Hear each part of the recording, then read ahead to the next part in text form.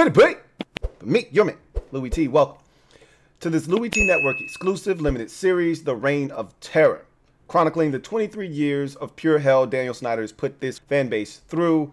We are now on chapter 11, and of the 23 years, there are a couple of really dysfunctional ones. I don't think there's a more dysfunctional year, though, than 2009, the final year of Jim Zorn.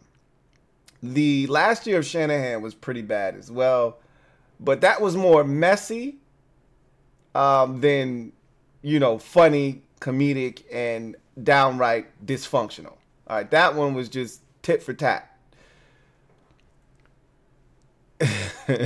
So 2009 begins with Washington shedding itself of a bunch of players.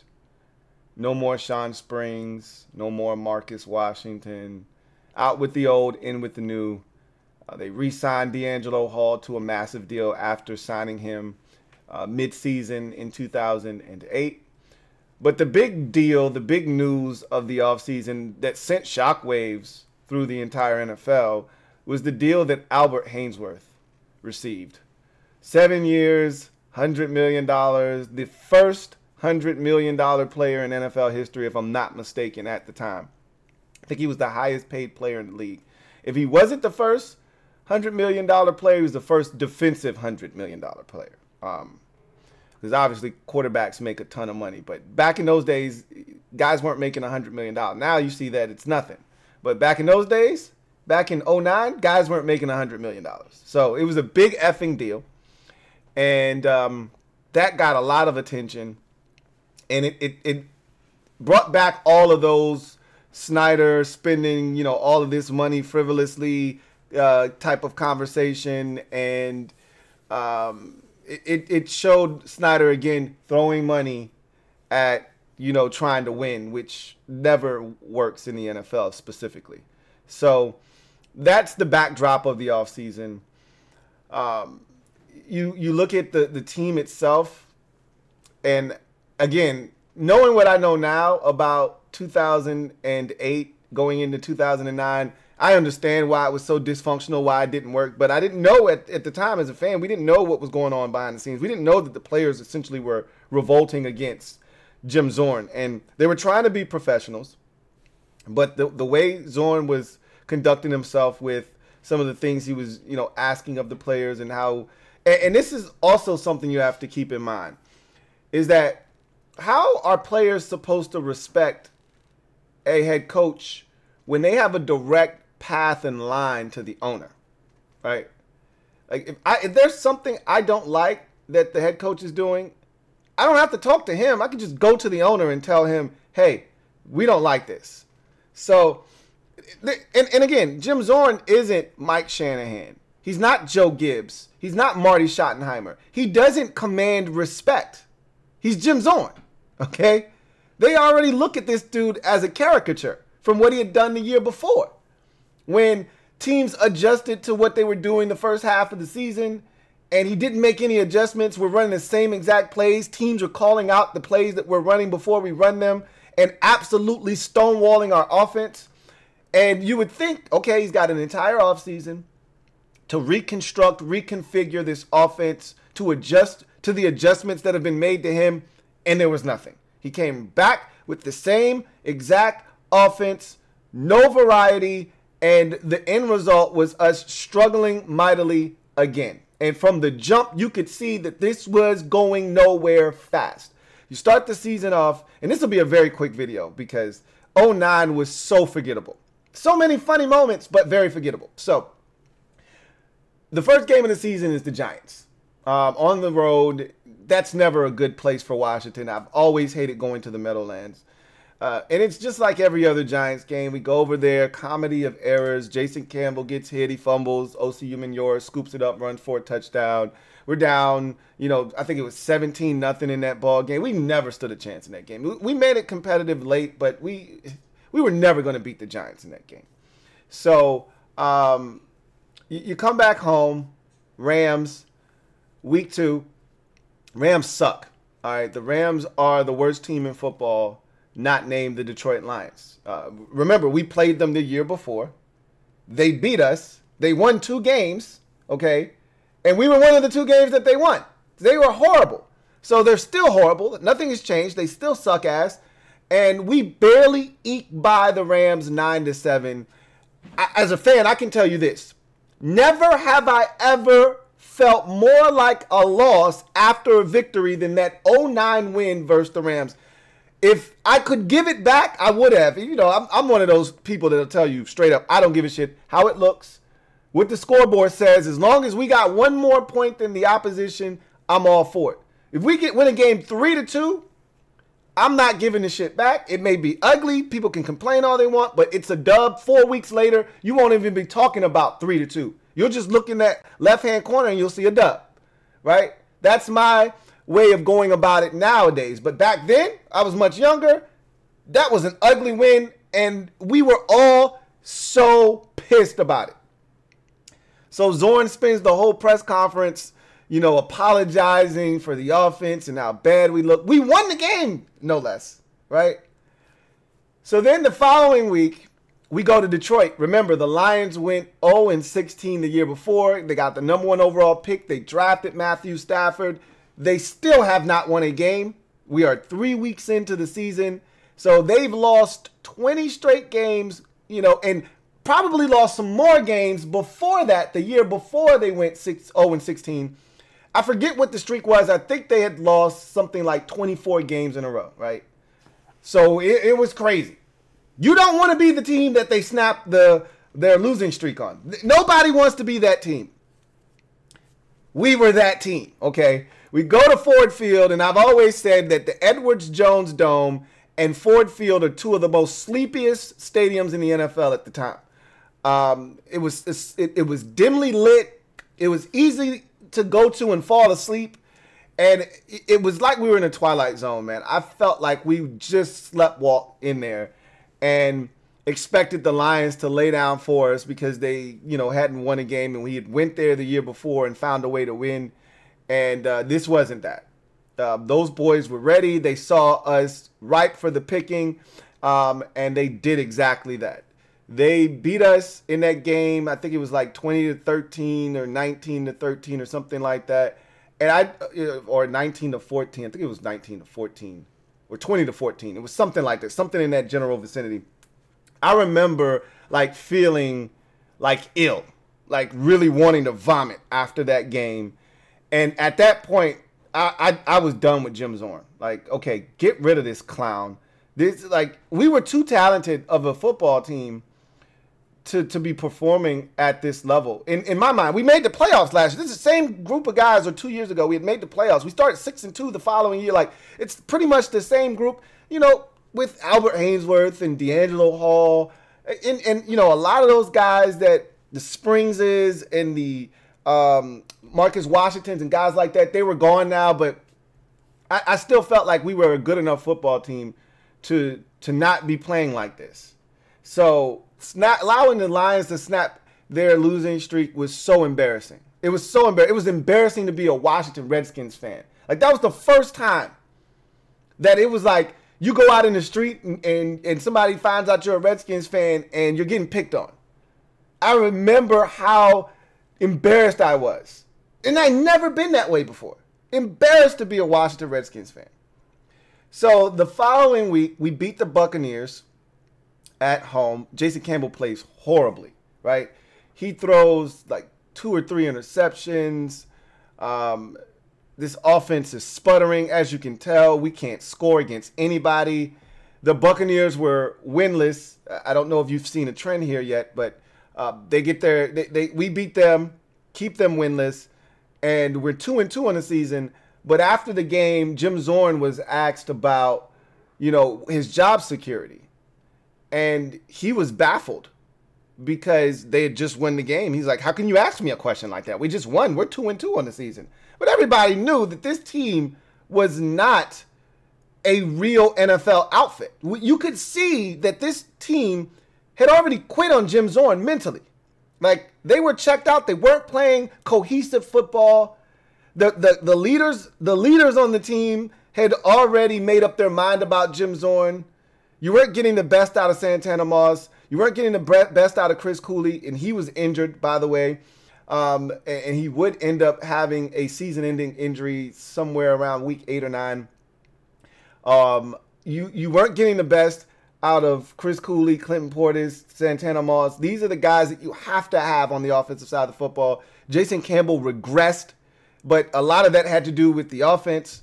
The offensive line was not great, okay, by any stretch of the imagination. And so there were a lot of problems fundamentally. And these players, they quit on Jim Zorn. So you can tell when a team quits on a coach. It's embarrassing to watch. So, and that's why I always tell you guys about Rivera. You can say what you want about Ron Rivera, but his teams never quit on him. You can tell when a team has quit on a head coach. So we're 2-2. The following week, we go to Carolina. They're winless on the season. Do you see the trend here? Okay. We go to Carolina, and we lose to the Panthers, right? It's a hard-fought game, but the Panthers find a way to get it done. And we're 2-3. And at that point, I just was like, oh, my God, this is going to be a long season. A long season. And in long seasons, you usually look to young players, their development, to have something to be hopeful for, something to like, remember what 2019 felt like and how bad we were and how hopeless we were and how that team wasn't any good. But the one ray of hope, the one thing you could hold on to tight was Dwayne Haskins and his development. Terry McLaurin and his development. Like, those were the two things you really could hold on to tight and say, hey, this team isn't worth watching, but there is a young quarterback and there is a young receiver. Let's see what these guys can do on a weekly basis. So at that time, in 2009, it was very similar. Jason Campbell, at this point, is no longer the guy at this point. You see the way he's playing. You see how he's regressing. This is the last year of his rookie contract. This is it. He's done, right, in Washington. So there's no hope there. Todd Collins is his backup. We don't have any young quarterbacks on the roster. So at this point, there's really nothing here. You drafted Brian Orakpo in the first round. So there is, looking out for Orakpo. There is looking for Fred Davis. There is looking for Malcolm Kelly. There is looking for Devin Thomas. You're looking for signs of life out of your young, players that you drafted in the 2008 draft. So it was tough, to say the least, because there was nothing offensively to be excited about because the offense was sputtering every single week. And the defense, the defense was playing well, right? The defense was actually giving us a shot every single week for the most part. We just sucked so bad on offense and we had a kicking problem. Sean Sweezum was horrible. That came to a head against Dallas in the middle of the season when we lost to the Cowboys 7-6. And Sweezum missed 2 field goals in that game, and including a field goal late from 50 that gave Dallas great field position that they ultimately went and scored the game-winning touchdown on. It's 6-0 with 5 minutes to go in the fourth quarter, and Sweezum misses. All you do is make 1 field goal. He missed a field goal from 36 yards. He makes one of those 2 field goals. We're going to beat the Cowboys either 9-0 or 9-7. Just make one more field goal. And Sweezum couldn't do it, and they ended up cutting him. It was, you know what? Sweezum didn't get cut until the Saints game. It was the Saints game at the end of the season. We'll get there. I'm skipping over stuff. So we're 2-3 now after the loss to the Panthers. We then come home and we're playing the winless Kansas City Chiefs. Did you see what I just did there? Never in my history as a fan can I remember one team playing 6 winless teams to start a season. If we were any good, we would have started the season off no worse than 5-1. No worse than 5-1 because the Giants were better than us.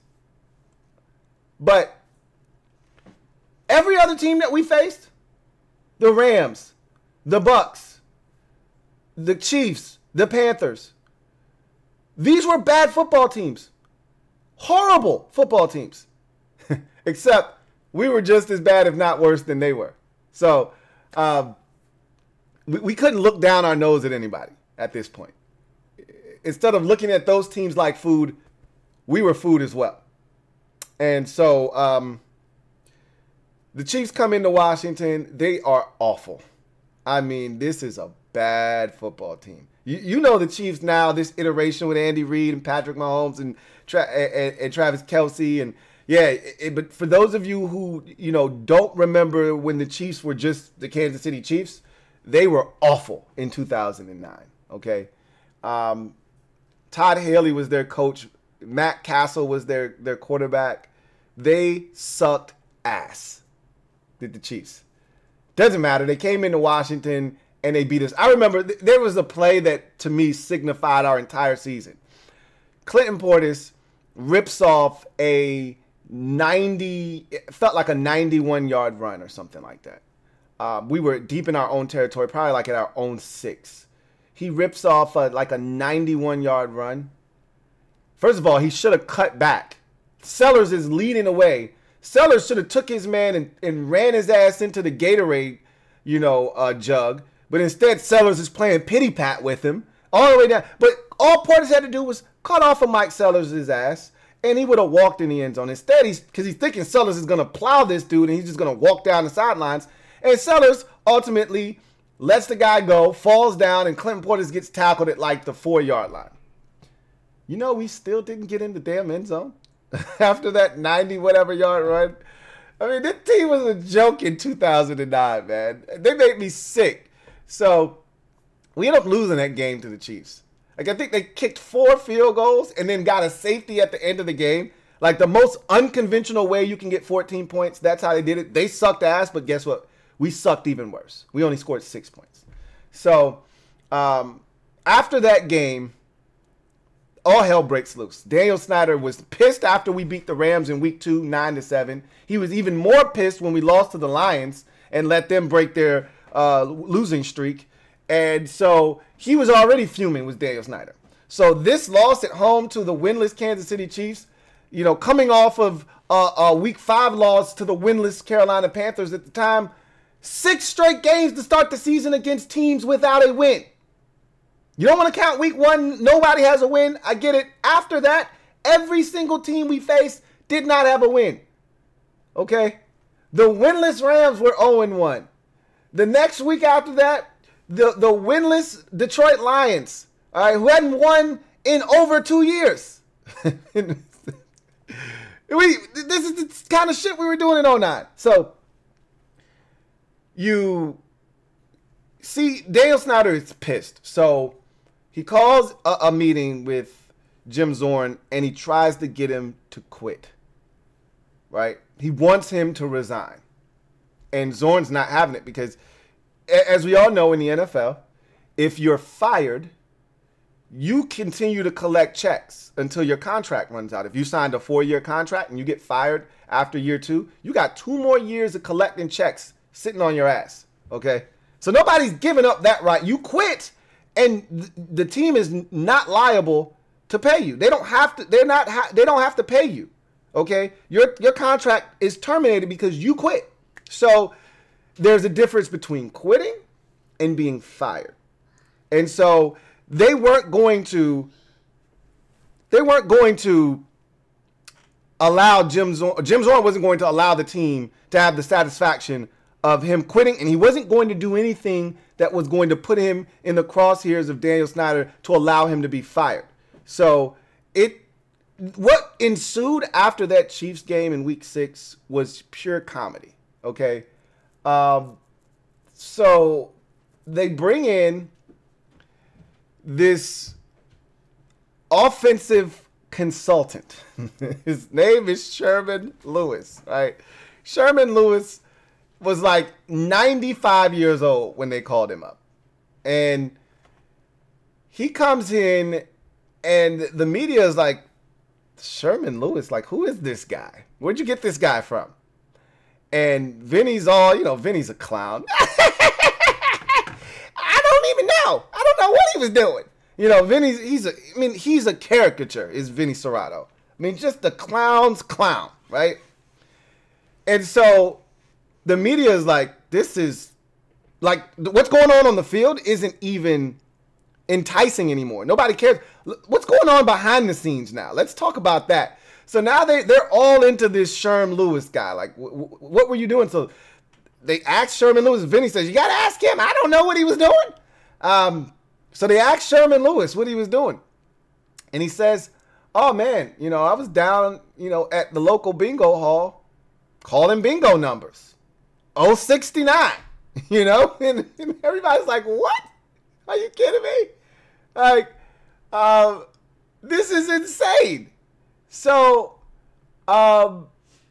he said that, yeah, I got to cancel my Meals on Wheels subscription. I mean, it was like, this is like straight out of a Hollywood script. This is insane. He comes in. Obviously, the offense doesn't get any better. Jason Campbell gets benched in the second half of that Chiefs loss. But he ends up coming back into the lineup. I mean, you're not going anywhere with Todd Collins. He's not going to do anything. And so we have a bye week. We come off the bye. We get smoked by Atlanta. After that, I think we actually beat a really good Denver Broncos team. And after that, it was short-lived. You get the Dallas game. That's the 7-6 Dallas game in Dallas that we lose. Every opportunity. Tony Romo could have been picked off 2 or 3 times in that game. I remember Rocky McIntosh. Somebody else dropped a pick. Rocky McIntosh had one land. If Rocky McIntosh catches his, he's going to score, and he doesn't catch it. I mean, he walks in the end zone. And as I told you, Sean Sweezer missed 2 field goals. We lose that game 7-6. Just typical Washington shit, right? Especially when we're playing Dallas.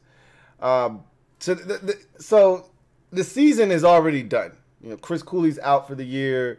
They've already quit on Jim Zorn. Zorn is using words like comply now when he's talking about ownership. Everyone knows he's getting fired at the end of the season. They want him to quit. They're doing everything in their power. They've stripped him of offensive play calling duties. And now we're calling Sherm Lewis the bingo caller, and he's a joke. Jim Zorn's a joke, and they're emasculating him at every turn. They're treating him like shit. They're doing all kinds of foolishness to force him to quit, like to make this an untenable situation. And Jim Zorn's standing his ground. He's like, hell no, we've never seen checks like this before. We're not quitting, and you're gonna have to fire me. So he toughs it out, right? So there are 2 games that are really memorable. 3 if you want to add the Cowboys game on a Sunday night late in the season where they just devour us. But that one isn't memorable for me. The 2 memorable games late in the season, you got a Saints game. The Saints went to the Super Bowl and won it in 2009. So we had the Super Bowl. And remember, at the time when we played them, they were undefeated. I've coined this the Devin Thomas game.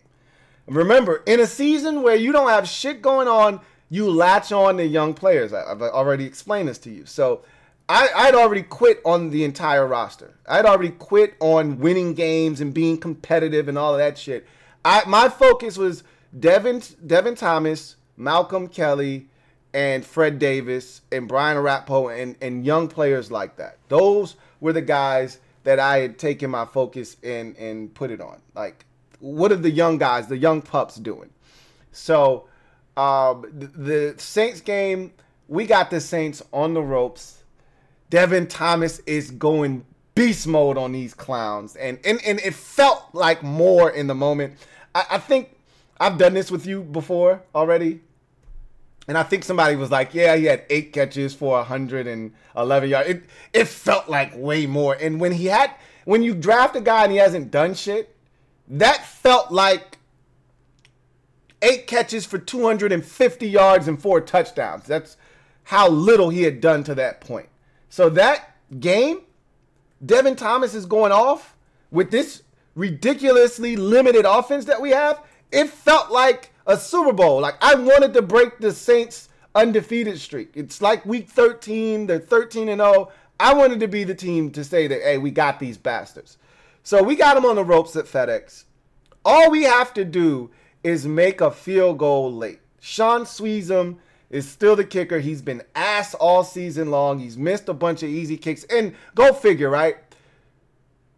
Sean Sweezum goes on to have a fantastic career with the Pittsburgh Steelers. Probably stayed with the Steelers for like 7 years and kicked really well for them. That's our luck. Anyway, he was horrible in 2009, though. And so we get all the way down inside the 5-yard line to like I want to say like the 4-yard line or so. Maybe it was like to the 10. But whatever. This is a chip shot field goal. You can't miss this. I want to say it's in the 20s, man. I really want to say this is like a 29-yard field goal. And he pulls it. And he misses. And at the time, we were up, I want to say 7 on the Saints. A field goal would have made it 10. And it would have given us the win. Because it was only like a minute and 50 seconds left or whatever. He misses the field goal, and the Saints get the ball back. But they've got to drop the length of the field, and they've got to score a touchdown. But it's Drew Brees. It's the best offense in football that year. It's Sean Payton. This is nothing for them. So they drive that bitch down the field. They make some big plays. They get in the end zone. They tie it up. They send it to overtime. And, of course, they beat us, right? It was as for a fan like myself who doesn't give a shit at this point, right? It was as deflating a loss you can have in a season that was lost a long time ago. I mean, that one hurt, but Swinging Gate, I believe, was the next week, if I'm not mistaken. And you will never find a more comedic game than the Swinging Gate game. This game was on a Sunday night, or was it a Monday night? I think it was a Sunday night, if I'm not mistaken. It was a shit show. Was the Swinging Gate game. All I remember, or the Swinging Gate game might have came before it. I can't remember. It's all hazy at this point. I can tell you this. The team had quit a long time ago. The Giants were the better team. They'd already beaten us earlier in the season. This game was going nowhere fast. Half of the roster was already on IR. Those dudes had quit. I'm not pushing through an injury for this clown as a head coach. Are you kidding me? I could have a sprained ankle, be back in 2 weeks. No, I'm out for the season at this point. So you get to this Giants game, and we see where this one is going fast. This is going to be an ass thrashing, okay? Not for the faint of heart.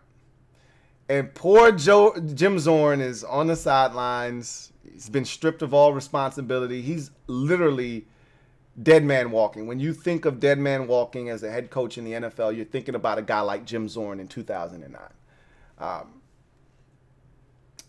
This guy is going to attempt a fake field goal. We had done it earlier in the season, and it was successful, right? A fake field goal. So he's going to pull out a fake field goal here against the Giants. And the Giants get wind of the fake field goal. They were not prepared for the fake field goal. So they call a timeout, right? And so everybody assumes, oh, man, Washington almost got the Giants, caught them with the pants down. They called a timeout, and now Washington's going to punt the football because the Giants know they're going to try a fake. So they're not going to try a fake. Now the Giants are ready for it, right? Any person with a brain, any logical person would think that they're going to punt the football now. Well, Jim Zorn comes out, and they do the exact same thing, and they're prepared to fake this thing. And the Giants are like, wait, are you kidding me? We know you're going to fake, right? There's no way you're going to fake this thing. And sure enough, they go to fake it. It is the worst fake in NFL history. We call it Swinging Gate because nobody blocks. The punter gets devoured. It's like they're laughing. I don't know if I've ever heard a broadcast team like so shocked by a play call in my life as a fan. Like and you could tell that they wanted to laugh, but they had to keep it professional. But all I could do was laugh at home. Like, you're getting your ass whooped. You're out here doing stupid shit. Like, calling a back-to-back fake punt and or fake field goal. I think it was a fake field goal. And all I can think is, why is this man still here? Just fire him already. We're at the end of the season at this point, though. They're not going to fire him now. And so you just last to the end of the season. Swinging gate was as comical as it got. Still to this day, as a fan, there's only been one Washington game that I haven't watched on my own free will where there wasn't something obstructing me from watching the game in real time, or, there was something that stopped me from being able to watch it. This is the only game that I've ever not watched with it actually on, no restrictions on my end. I just turned down Washington Redskins football. I've never done that before or since. Week 17 at the Chargers, I wasn't interested. I was done with that team that year in 2009. That season couldn't be done fast enough. That game was on. I didn't watch a single snap of it. Even the game in 2017, was it 17? Or was it 18? 18. Even the game in 2018 against the Eagles that we lost 17-0, I at least watched one snap of that game. Right? At least one snap of that game. I watched 0 snaps of the game. I can't tell you what happened in that Week 17 game against the Chargers. That was my boycott. I'm done with this team. I got nothing. I got nothing left for these clowns. I was so mad in 2009. And I wanted Snyder gone by season's end. He was so petty. The things he had done to... Look, Jim Zorn wasn't a great coach, but he wasn't a bad dude. And Snyder was treating him like shit. I wanted Snyder gone. I wanted Zorn gone. I wanted everybody gone. I just wanted to start over. And, of course, we weren't going to get that. So, when I tell you it was the most embarrassing season as a Redskins fan, it was the most embarrassing season as a Redskins fan. Because even in other years, we finished the season 4-12. Even in other years where we finished, poorly, the team didn't quit. There wasn't all of this background noise. We weren't, the laughing stock. We were the laughing stock of the NFL. We played 6 winless teams to start the season off. We allowed the winless Detroit Lions to snap like a 23-game losing streak against us. The Chiefs were horrendous. I think they went 2-14 in 2009, and they beat us in our own building. We were a joke. We brought in a 206-year-old bingo caller as an offensive consultant. We had swinging gate. 2 straight fakes when the opposition knew it was coming the second time.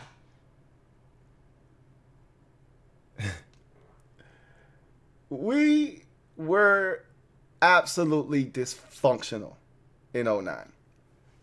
And so at this point, I'm thinking nobody wanted the job before you hired Jim Zorn. There's definitely nobody that wants this job now.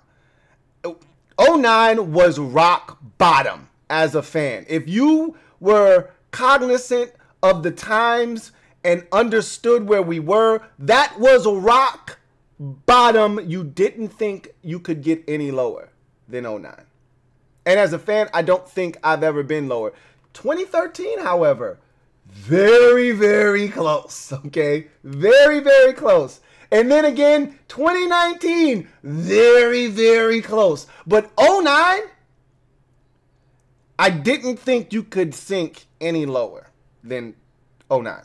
Because at least in 2013, you still had the hope. You were chasing the ghost of Robert Griffin III, right? Bobby Three Sticks, okay? At least in 2019, you were hoping Dwayne Haskins could be the franchise quarterback. There was no such talk in 2009. You didn't have a quarterback. You didn't have a coach. Your owner was a damn ass. You didn't have a GM. This shit was a mess. Vinny Serrato, he was public enemy number one in our eyes. We knew we weren't getting rid of Dan. Get rid of Vinny's ass. So we finally get rid of Vinny. All right? We finally get rid of Vinny. And they hire Bruce Allen. And at that time, we were excited. We did not know we literally just did a deal with the devil himself. But you couldn't tell us anything. We were getting rid of Vinny. Boy, was 09 a train wreck or what? And that's where I leave you. We'll pick it up in 2010 and Dan Snyder pulling another damn rabbit out of his hat. How? I don't know, but we'll get to that on the next episode of The Reign of Terror. I will see you guys next time. Have a good one. Take care. LouieTeeNetwork.